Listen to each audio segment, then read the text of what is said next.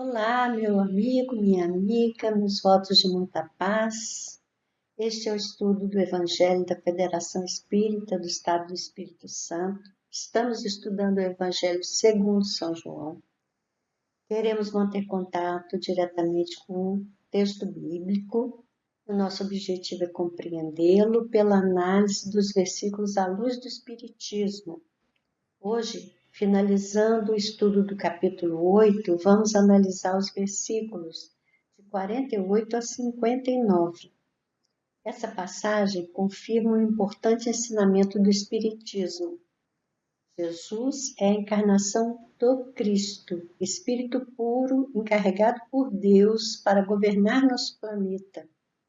Leon Denis, muito acertadamente, afirmou no seu livro Cristianismo e Espiritismo que Jesus é o governador espiritual da Terra. Acompanhe conosco esse estudo. O texto bíblico está assim registrado. Responderam, pois, os judeus e disseram-lhe: Não dizemos nós bem que és samaritano, que tens demônio? Jesus respondeu: Eu não tenho demônio, antes honro a meu Pai, e vós me desonrais. Eu não busco a minha glória, há quem busque e julgue. Em verdade vos digo que se alguém guardar a minha palavra, nunca verá a morte. Disseram-lhe, pois, os judeus: Agora conhecemos que tens demônio. Morreu Abraão e os profetas, e tu dizes: Se alguém guardar a minha palavra, nunca provará a morte. És tu maior do que o nosso pai Abraão, que morreu, e também os profetas morreram?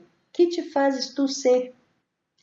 Jesus respondeu: Se eu me glorifico a mim mesmo, a minha glória não é nada.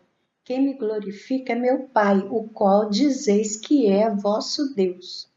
E vós não o conheceis, mas eu conheço-o. E se disser que não o conheço, serei mentiroso como vós. Mas conheço-o e guardo a sua palavra. Abraão, vosso pai, exultou por ver o meu dia, e viu-o e alegrou-se. Disseram-lhe, pois, os judeus: Ainda não tens 50 anos e viste Abraão? Disse-lhes Jesus: em verdade vos digo que antes que Abraão existisse, eu sou. Então, pegarem pedras para lhe atirarem. Mas Jesus ocultou-se e saiu do templo, passando pelo meio deles, e assim se retirou. Então, é a continuidade do discurso de Jesus que vimos no encontro passado. Jesus está conversando com aqueles judeus que não acreditavam nele, tentando mostrar-lhes a natureza da sua missão e a sua própria natureza. Jesus está no pátio do Templo de Jerusalém, e esse espaço ainda não estava acabado, por isso tinha pedras no chão que eles podiam pegar e atirar em Jesus, como no final do relato eles fizeram, né? Tentaram apedrejar Jesus.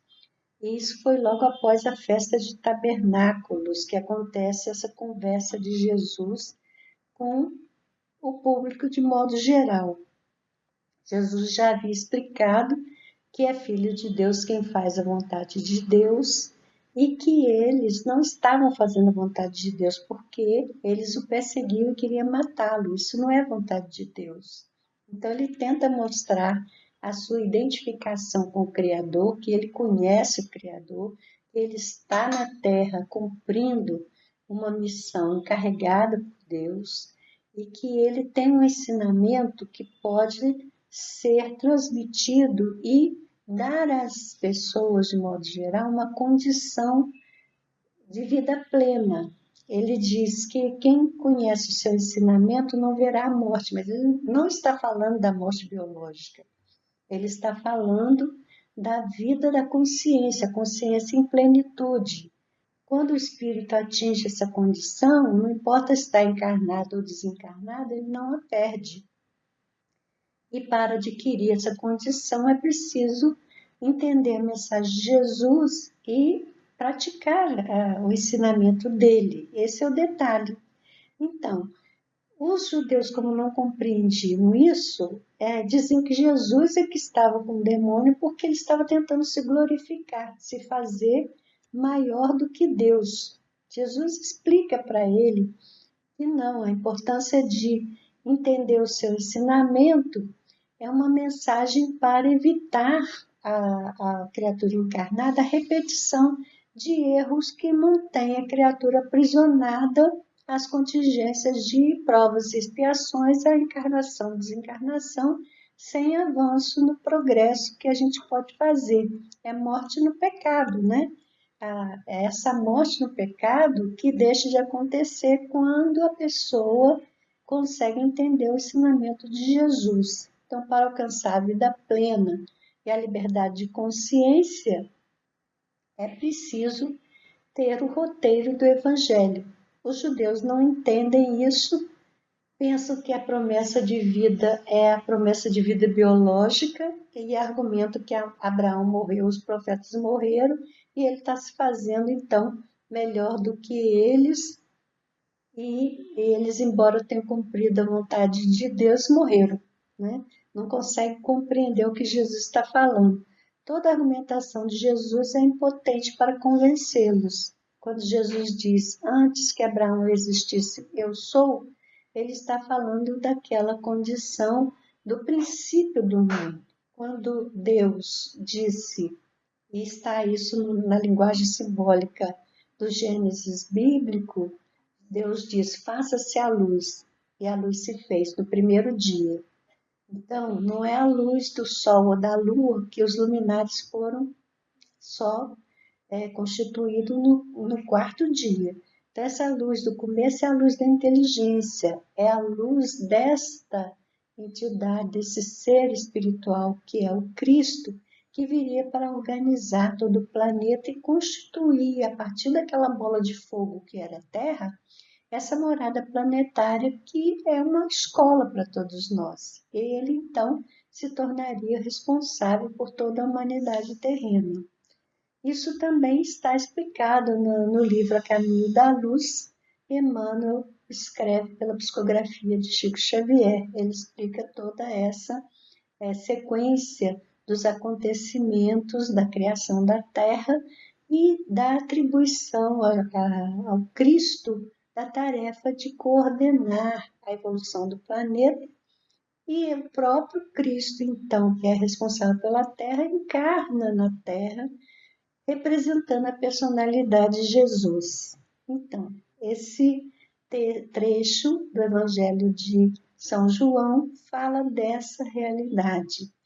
E aí, Emmanuel, ele vai comentar esse versículo, que é o versículo 58, num texto que está no livro Caminho, Verdade e Vida, é a lição 113, que tem o título Hegemonia de Jesus. Então, o versículo 58 é aquele que Jesus diz, em verdade, vos digo que antes que Abraão existisse, eu sou.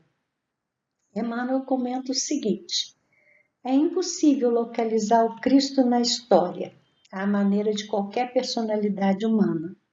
A divina revelação de que foi emissária Celso e o harmonioso conjunto dos seus exemplos e ensinos falam mais alto que a mensagem instável dos mais elevados filósofos que visitaram o mundo.